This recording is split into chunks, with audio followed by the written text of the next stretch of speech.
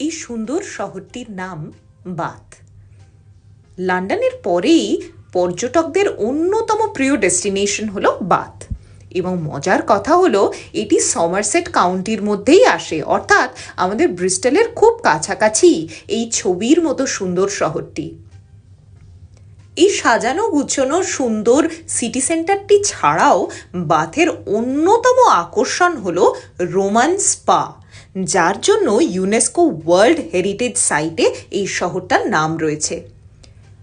অ্যাভান নদীর hot spring বা উষ্ণ প্রস্রবণকে কাজে লাগিয়ে রোমানরা এখানে একটি স্নানাগার তৈরি করেছিল, এবং তার সাথে ছিল তাদের পূজ্য দেবীর মন্দির।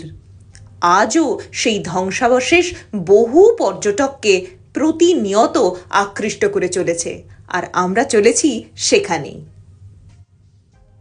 এখানকার যিনি পূজ্য দেবী তার নাম ছিল সুলিস। তিনি আসলে একজন সেল্টিক দেবী ছিলেন। পরবর্তীকালে যখন রোমানরা এখানে এলো তখন সেই দেবীর নাম পরিবর্তিত হয়ে হলো মিনার্ভা, আর জায়গাটির নাম হয়ে গেল অ্যাকুয়াসুলিস।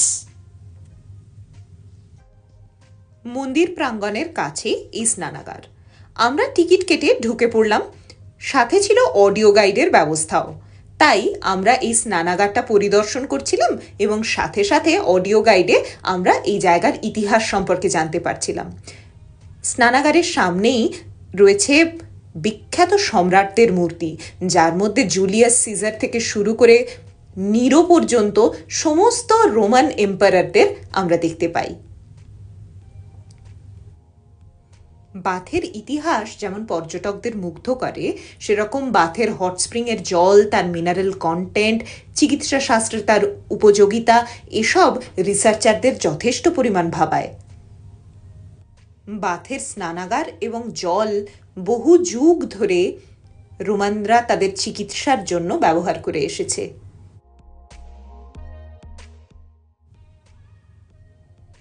এই স্নানাগারের কাছেই মন্দিরের ভগ্নাবশেষ এবং সুলিস মিনার্ভা দেবীর মূর্তির কিছু ভগ্নাবশেষ আর্কিওলজিস্টরা খুঁজে পেয়েছিলেন। মাঝে মধ্যেই পর্দায় ফুটে উঠছে সেই সময়কার নানান ঘটনার নাট্যরূপ। রয়েছে ভগ্নস্তূপ থেকে উদ্ধার করা পাথরের টুকরো, পাত্র, মুদ্রা, আরও কত কিছু। রয়েছে সেই সময়কার মন্দির প্রাঙ্গণের মডেলও।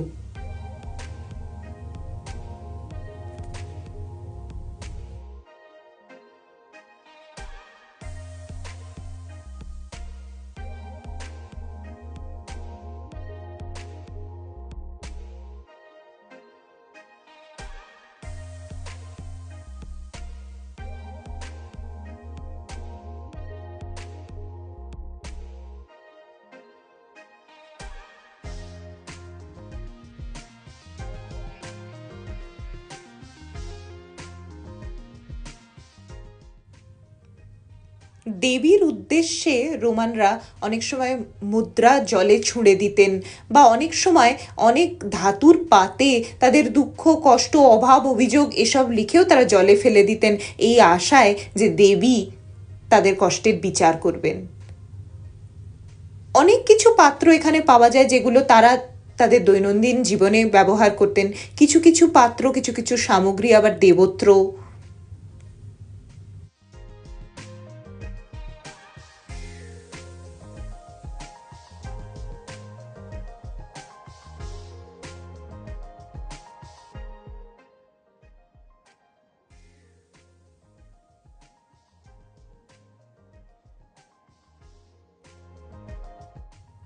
চলতে চলতে আমরা এসে পৌঁছালাম মন্দিরের ভগ্নাবশেষের সামনে, এবং এটা সম্ভবত 70 খ্রিস্টাব্দে রোমানরা তৈরি করেছিল।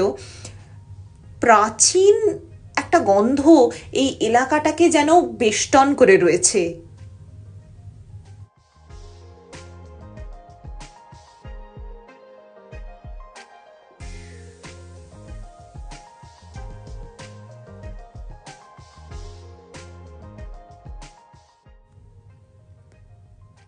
উষ্ণ প্রস্রবণের কারণেই হোক বা এমন খোলামেলাভাবে তৈরি হওয়ার জন্যই হোক, এই স্নানাগারে স্নান ছিল শরীরের পক্ষে খুবই লাভপ্রদ। ধনী দরিদ্র নির্বিশেষে সবাই এই স্নানাগার ব্যবহার করতেন। তবে ধনীরা আসতেন দাস দাসীর সাথে নানা রকম বিলাস ব্যাসনের সামগ্রী নিয়ে। আফটার অল স্পা বলে কথা। আবার অনেকে করতেন এখানে সাঁতারের কম্পিটিশন। উষ্ণ স্নানাগারে স্নানের পর লাগোয়া শীতল স্নানাগারে তারা বডি রিল্যাক্স করতেন। ইতিহাসের অলিতে গলিতে দারুণ সময় কাটানোর পর আমরা বাথ স্পা থেকে বেরিয়ে এলাম বাথ শহরটাকে ঘোরার জন্য।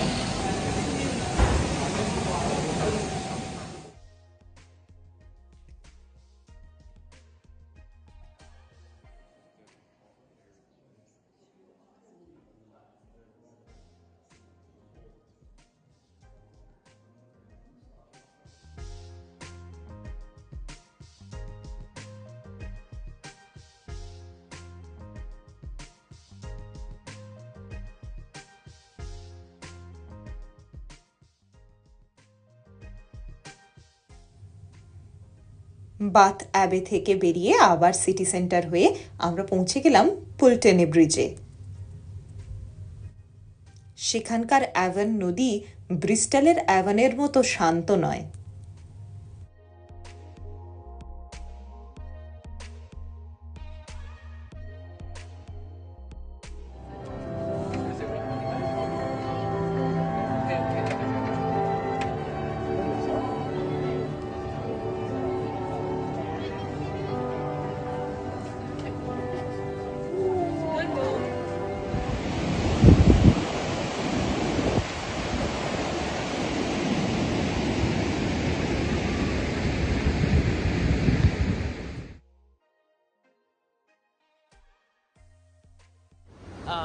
সো আজকের ভিডিও টিপ্পনি এটাই হচ্ছে, বাথে গিয়ে আমরা বাথ করতে পারিনি because it's a sunny day.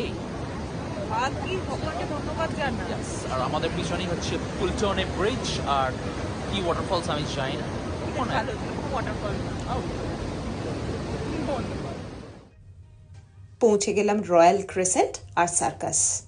সুন্দর বাথ শহরটা কিছুটা অলিগলি পায়ে হেঁটে পরিক্রমা করলাম।